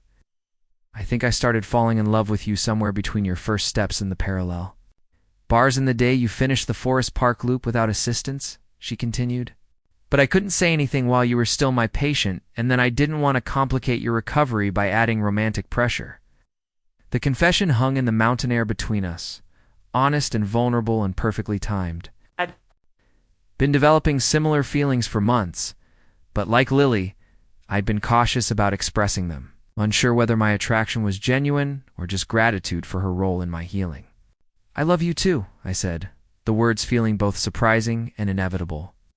"Not because you helped me recover, but because of who you are. Your kindness, your strength, your way of seeing beauty in difficult situations. You make me want to be the best version of myself." The kiss that followed was soft and tentative, both of us aware that we were crossing a threshold that would change the nature of our relationship forever. When we finally separated, Lily was smiling with a joy that seemed to radiate even in the darkness. "I was hoping you'd say something like that," she said, squeezing my hand. "I've been patient, but I wasn't sure how much longer I could pretend we were just friends." We talked until nearly dawn, sharing thoughts and feelings that had been building for months, making plans for a future that suddenly seemed bright with possibility. The mountains around us stood silent witness to a love story that had grown from trauma and healing, built on a foundation of mutual respect and genuine compatibility, rather than desperate need or romantic fantasy. When the group began stirring, at sunrise, preparing for the second day of hiking, Lily and I packed our gear with the quiet efficiency of people who'd found something worth protecting. The trail ahead would be challenging, with steep climbs and technical terrain, but we'd face it together as partners rather than just friends. The second day's hike completed the loop back to Timberline Lodge, 11 miles of varied terrain that tested our endurance and rewarded us with some of the most spectacular scenery in the Pacific Northwest. By the time we reached the parking area, everyone in the group was tired but exhilarated, already planning future adventures and celebrating the success of our first multi-day trip. As we loaded our gear into various cars for the drive back to Portland, Henry pulled me aside with a grin that suggested he'd noticed the change in dynamic between Lily and me. "Good for you too," he said quietly. "Some of us had been hoping this would happen for months. You're perfect for each other." The drive back to the city gave me time to process everything that had changed over the course of 48 hours in the mountains. I'd started the trip as a recovering accident, a victim who was rebuilding his life one careful step at a time. I was returning as someone who'd found love based on genuine compatibility and mutual respect, with a partner who understood both my vulnerabilities and my strengths. More importantly, I was returning as someone who finally understood the difference between settling for what's available and waiting for what's worth having. Jessica had been beautiful and exciting, but our relationship had been built on unequal foundations that required me to diminish myself to accommodate her needs. Lily was offering something entirely different, a partnership between equals, based on shared values and authentic affection. 6 months later, I was packing for that European vacation I'd been planning. But instead of traveling alone, Lily would be joining me for 3 weeks of hiking in the Italian Alps and exploring the cultural treasures of Florence and Rome. We'd moved in together the previous month, combining our households with the easy cooperation of people whose living styles and long-term goals aligned naturally. The apartment we'd chosen overlooked Forest Park, close enough to the trails we loved for early morning runs and evening walks. Lily's physical therapy practice was thriving. She'd been invited to speak at a national conference about innovative approaches to trauma recovery. My career continued to advance with increasing responsibilities that engaged my analytical skills while providing financial security for our shared future. But beyond the practical successes, what struck me most was the quality of contentment that had replaced the chronic anxiety that had characterized my relationship with Jessica. No longer spent energy trying to anticipate Lily's moods or manage her expectations. She communicated directly, supported my individual interests, and created space for me to be authentically myself, without performance or pretense. Looking back on the years since my accident, I could see how completely my life had been transformed by a collision that had initially seemed like pure tragedy. The motorcycle crash had shattered my body temporarily, but it had also shattered illusions that had been limiting my potential for genuine happiness. Jessica's betrayal during my hospitalization had been devastating, but it had also freed me from a relationship that was slowly eroding my self-worth and confidence. The physical recovery had been challenging but straightforward, a matter of following medical advice and maintaining discipline about rehabilitation exercises. The emotional recovery had been more complex, requiring me to examine assumptions about love and loyalty that I'd never questioned before. But both processes had led me to the same destination, a life built around authentic relationships and genuine self-respect rather than compromise and accommodation. On the evening before our departure for Europe, Lily and I sat on our apartment balcony watching the sunset paint Mount Hood in shades of pink and gold. She was reading travel guides while I updated my camera equipment, both of us quietly excited about the adventures that lay ahead. "Do you ever think about how different things would be if your accident hadn't happened?" she asked, looking up from her guidebook. I considered the question seriously, imagining an alternate timeline where I'd never met Lily, where I'd remained trapped in an unsatisfying relationship with Jessica, where I'd never discovered the hiking community that had become so central to my identity. "Sometimes," I said finally, "but I think I would have ended up where I am eventually, just by a different route. Maybe not with you specifically, but definitely somewhere better than where I was with Jessica." Lily smiled, setting aside her book and moving closer to me on the small balcony. "I like to think that some connections are inevitable, that people who belong together find each other regardless of circumstances." As the stars began to appear in the darkening sky above Portland, I reflected on the journey that had brought us to this moment. Jessica had made Ryan her priority during my hospitalization, choosing a relationship that offered immediate gratification over loyalty to someone in crisis. Response: I'd made her my history during my recovery, choosing self-respect over the familiar comfort of accepting less than I deserved. The accident that had seemed like the end of everything had actually been the beginning of a life worth living. With a partner who loved me for who I was, rather than who she needed me to be. Sometimes the most devastating experiences become the foundation for the most meaningful growth. And sometimes losing what you thought you wanted creates space for what you actually need. The mountains stood silent around us, eternal witnesses to the human stories of love and loss and recovery that played out in their shadows. Tomorrow we would begin a new adventure together, exploring landscapes and cultures that would expand our understanding of the world and each other.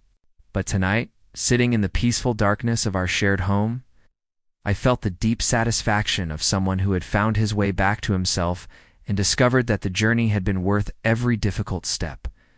The weeks following the confrontation at Tom's party brought an unexpected peace to my daily routine. Jessica's dramatic exit and subsequent silence felt like the final punctuation, mark on a chapter I'd been trying to close for months.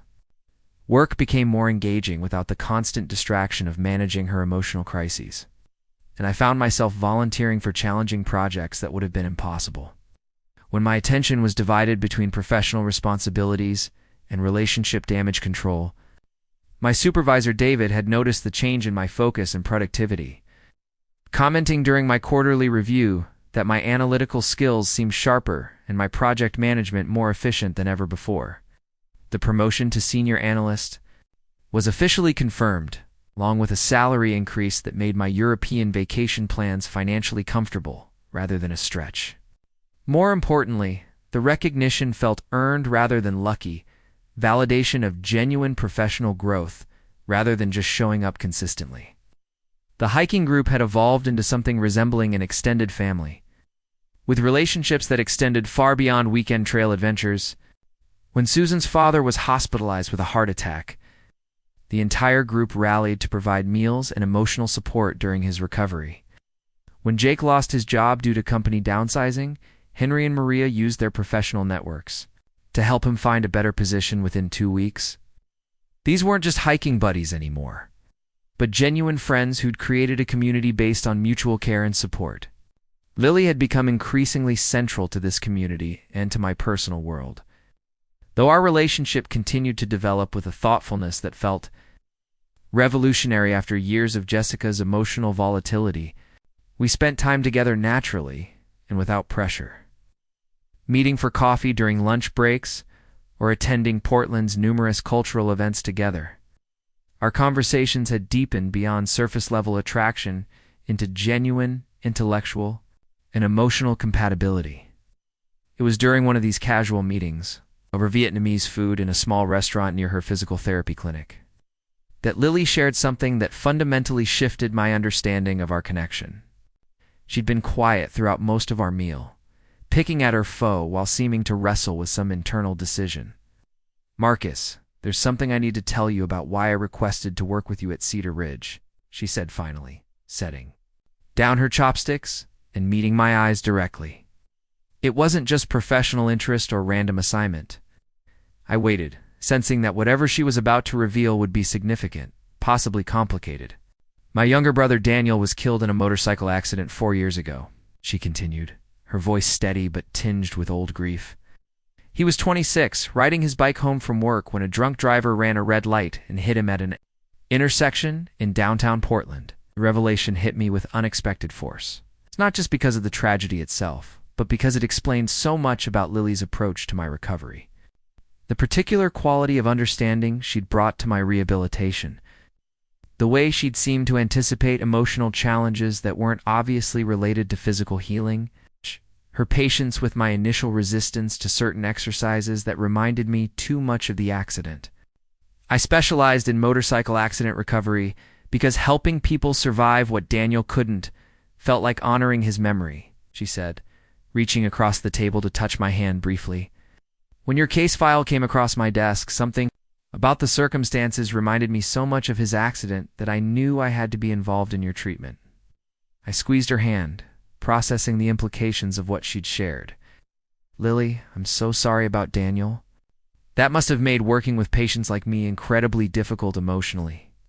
"Actually, it made it easier in some ways," she said, a small smile crossing her face. "Daniel always said that if something happened to him, he'd want his death to mean something positive for other people. Helping motorcycle accident victims rebuild their lives felt like keeping that promise to him." She paused, looking down at our joined hands before continuing. "What I didn't expect was how invested I'd become in your specific recovery, not just as a patient, but as a person. Watching you work through not just the physical trauma, but the emotional betrayal, seeing you discover your own strength and worth, became more meaningful to me than any case I'd ever handled."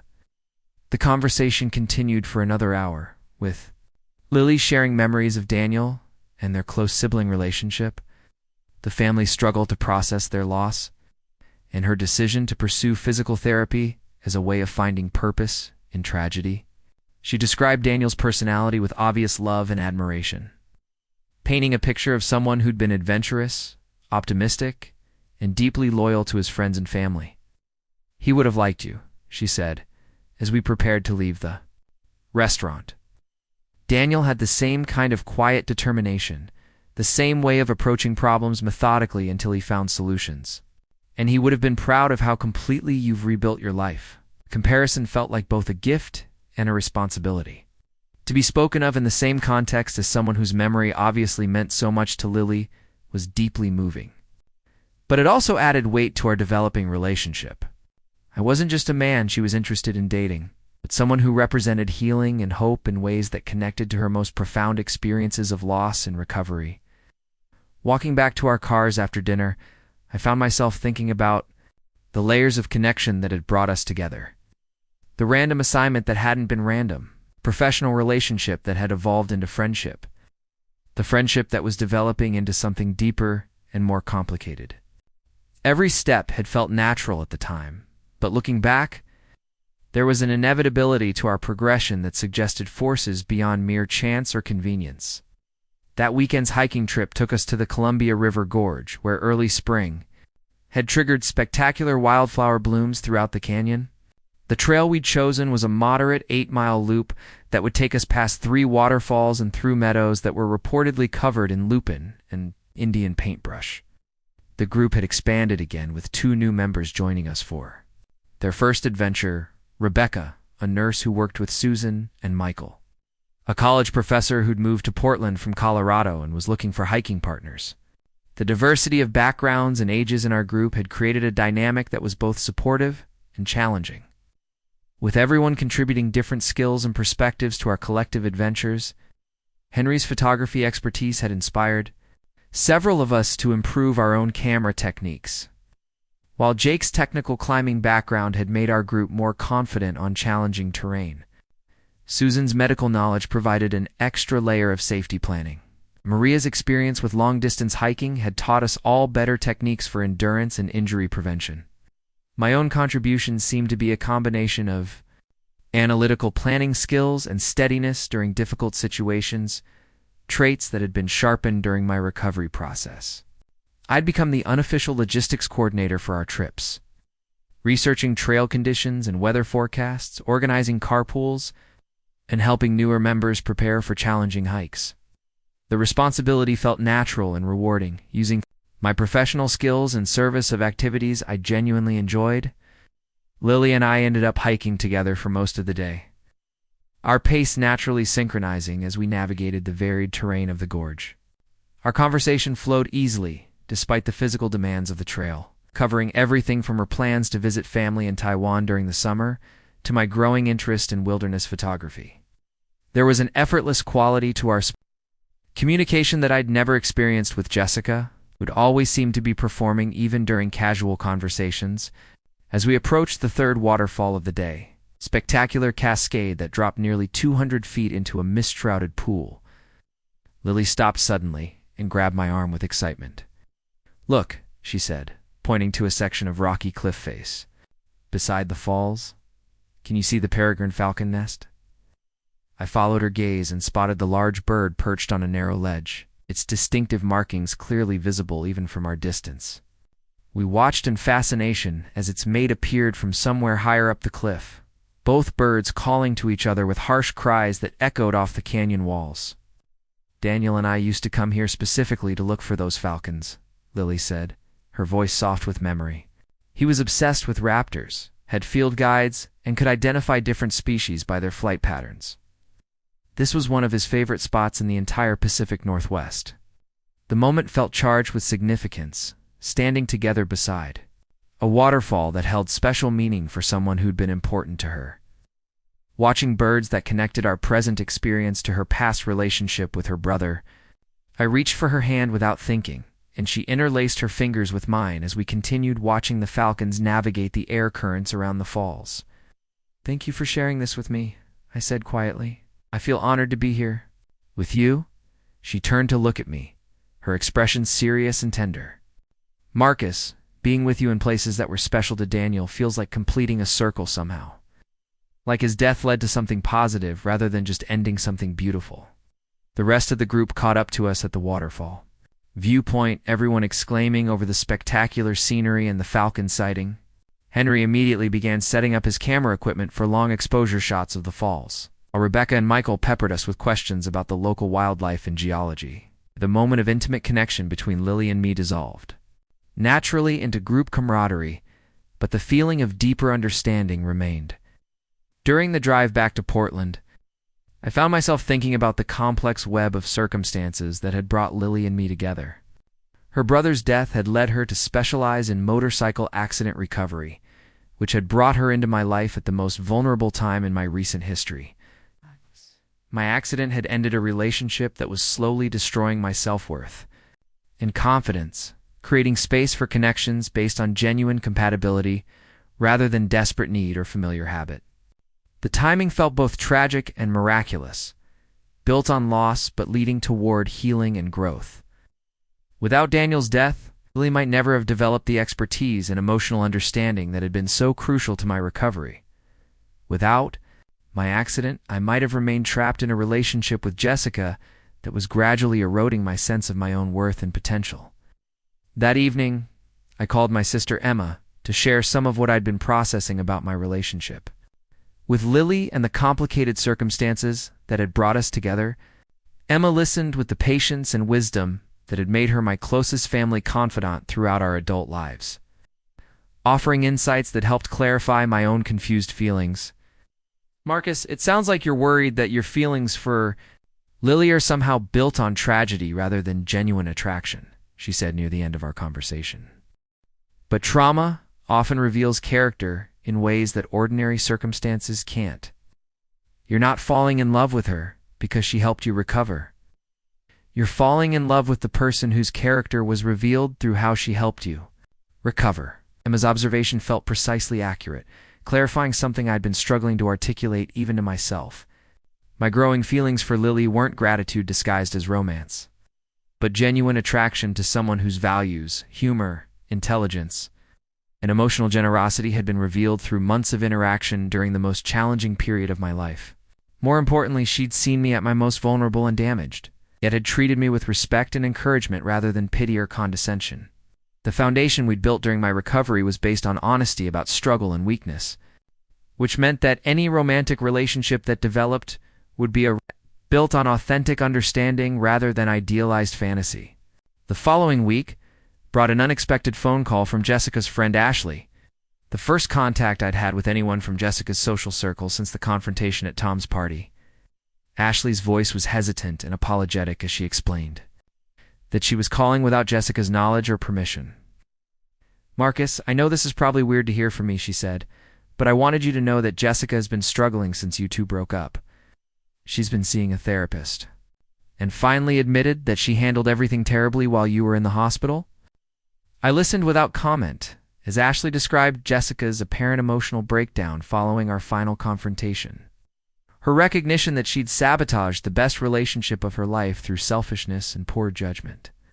According to Ashley, Jessica had ended things definitively with Ryan and was focusing on understanding why she'd been so willing to risk a 3-year relationship for what she now characterized as meaningless excitement. "She asked me to tell you that she knows she doesn't deserve forgiveness, but she wanted you to know that she finally understands what she lost," Ashley concluded. "She's not asking for another chance. Just wanted you to know that she takes full responsibility for everything that happened." The call left me feeling oddly hollow, rather than vindicated or satisfied. Jessica's apparent growth and self-awareness came too late to change anything fundamental about our situation. But hearing about her struggles didn't bring the sense of justice or closure I might have expected. Instead, I felt a kind of sad recognition that some damage can't be undone, regardless of how much understanding develops after the fact. I didn't share Ashley's call with Lily or Tom, recognizing that Jessica's emotional journey was separate from my own process of moving forward. Whatever healing she was doing with her therapist was important for her future relationships.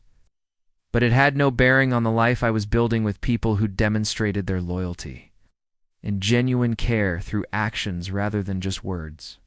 That realization felt like the final piece of emotional recovery falling into place. The recognition that forgiveness doesn't require reconciliation, and that understanding someone's motivations doesn't obligate you to accept them back into your life. Jessica had made her choices during the most critical time in our relationship, and I'd made mine in response. The consequences of those choices would continue to shape our separate futures, regardless of whatever insights either of us developed about what had gone wrong between us. 2 years had passed since the accident that changed everything, and I was standing in the kitchen of the house Lily and I had bought together in the hills above Portland, watching her prepare breakfast while morning light streamed through windows that overlooked the forest where we'd taken countless hikes. The routine was comfortable and peaceful. It's built around shared rhythms rather than constant negotiation about whose needs took priority. My physical recovery was so complete that I'd returned to motorcycle riding, though with a different bike and a heightened awareness of defensive techniques that had become second nature. The new Triumph was similar to my old one, but felt like it belonged to this version of my life, rather than the one that had ended on that rainy November evening. Lily had been nervous about my decision to ride again, but she'd supported it after seeing how much joy and freedom it brought back into my daily experience. The hiking group had become an institution, the core membership that included several couples who'd met through weekend adventures and outdoor activities. Henry had published a photography book featuring images from our various expeditions, with proceeds benefiting a nonprofit organization that provided outdoor experiences for trauma survivors. Susan had completed her nurse practitioner degree and specialized in wilderness medicine, often serving as our group's medical consultant for more challenging adventures. My career had continued advancing beyond what I'd imagined possible during those dark months of recovery. The senior analyst position had led to project management responsibilities and eventually a director role that combined analytical work with team leadership. The financial security allowed for travel and experiences that had seemed impossible during my relationship with Jessica, when every expense required negotiation and compromise. But it was the quality of daily life that felt most dramatically different from my previous existence. Lily and I had developed a partnership based on mutual support rather than emotional management. We challenged each other intellectually while providing comfort during difficult periods, maintaining individual identities while building something together that was stronger than either of us alone. The house itself reflected this balance, with spaces for solitary activities alongside areas designed for entertaining the extended community of friends we'd accumulated. My office contained the photography equipment I'd gradually acquired under Henry's mentorship, while Lily's studio space accommodated the physical therapy consulting work she'd begun alongside her regular practice. The living areas were warm and welcoming, regularly filled with friends who'd become family through shared experiences and genuine affection. On this particular morning, Lily was humming while she prepared our usual Saturday breakfast of fresh fruit and homemade granola, a routine that had evolved naturally over months of weekend adventures together. Her hair was still damp from the shower, and she wore the comfortable hiking clothes that had become her weekend uniform. The sight of her moving efficiently around our kitchen, completely at ease in the space we'd created together, filled me with a contentment that felt both profound and utterly ordinary. "The weather forecast looks perfect for Mount Jefferson," she said, glancing up from slicing strawberries. Clear skies, mild temperatures, minimal wind. Henry thinks the wildflowers should be at peak bloom if we can get to the meadows before the crowds arrive. Mount Jefferson represented our most ambitious hiking goal for the summer. Challenging overnight trip that would test the limits of our group's collective experience and preparation. We'd been training for months, building endurance and technical skills through progressively difficult day hikes. The trip would coincide with my anniversary of the accident, a timing that felt symbolic rather than coincidental. Perfect timing then, I said, joining her at the counter and stealing a piece of strawberry. 2 years ago, I was learning to walk with a walker. This weekend I'll be climbing mountains. Lily smiled and leaned against me briefly, a gesture of affection that had become natural and unconscious over the months we'd been living together. Physical touch between us was easy and unforced, expressing genuine warmth rather than obligation or performance. Even these small moments of connection felt revolutionary after years of Jessica's calculated displays of affection designed to serve specific emotional or social purposes. The doorbell interrupted our breakfast preparation, announcing the arrival of Tom and his girlfriend Sarah, who'd volunteered to join us for the Mount Jefferson expedition, despite being relative newcomers to serious hiking. Tom had been transformed by the relationship, more relaxed and confident than I'd seen him since college. Sarah's influence had encouraged him to pursue interests beyond work and routine, including the outdoor adventures that had brought him into our extended community. Ready for the big adventure? Tom asked as we loaded gear into 2 cars for the drive to the trailhead. I have to admit, 2 years ago, I never would have imagined you leading expeditions into the wilderness. The accident really changed everything for you, didn't it? His observation was accurate but incomplete. The accident had been a catalyst, but the real changes had come through the choices I'd made during recovery. Choosing to end things definitively with Jessica, rather than accepting her attempts at reconciliation. Choosing to invest in friendships based on shared values rather than convenience. Choosing to build a relationship with Lily slowly and thoughtfully, rather than rushing into something based on gratitude or rebound emotions. The drive to Mount Jefferson took us through landscapes that had become familiar through months of exploration. Past lakes and rivers where we'd camped and hiked during our collective journey toward this challenging objective. The conversation in our car ranged from logistics and safety planning to philosophical discussions. It's about risk and reward in both outdoor adventures and life decisions. As we began the steep ascent toward the wilderness area, I thought about the version of myself who'd existed before the accident. That Marcus had been so focused on accommodating Jessica's needs and managing her moods that he'd lost track of his own interests and ambitions. He'd settled for a relationship that diminished rather than enhanced his sense of possibility, accepting loneliness disguised as companionship because he was afraid of being alone. This Marcus understood the difference between solitude and loneliness, between compromise and sacrifice, between love that demanded constant proof and love that provided steady support. The accident had forced me to confront truths about my relationship with Jessica that I'd been avoiding for years. But the real work of rebuilding had required daily choices about what kind of life I wanted to create and what kinds of people I wanted to share it with. The trailhead parking area was already busy, despite our early start, filled with other groups preparing for weekend adventures in the wilderness. Our gear was carefully organized and thoroughly tested, the result of months of preparation and experience gained through smaller expeditions. Everyone in our group understood their responsibilities and limitations, creating a team dynamic based on mutual trust and collective competence. As we shouldered our packs and began the long ascent toward the alpine meadows, I felt the familiar satisfaction of physical challenge undertaken with people whose company I genuinely enjoyed. The trail ahead would be difficult and potentially dangerous, requiring careful navigation and weather awareness. But it would also offer rewards that were impossible to achieve alone.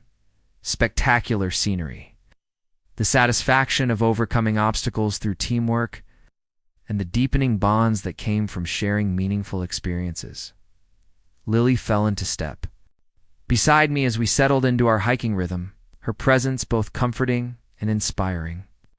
She'd become not just my partner, but my best friend.